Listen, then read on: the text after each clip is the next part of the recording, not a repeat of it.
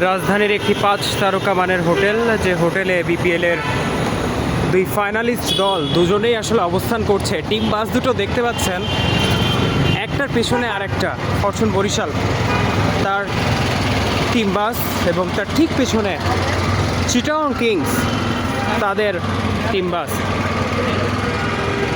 এবং অফিসিয়ালস যারা রয়েছেন তারা মাঠে যাওয়ার উদ্দেশ্যে আসলে বের হবেন। প্লেয়াররা একটু বাদেই বের হবেন, বাস একটু বাদেই ছেড়ে যাবে।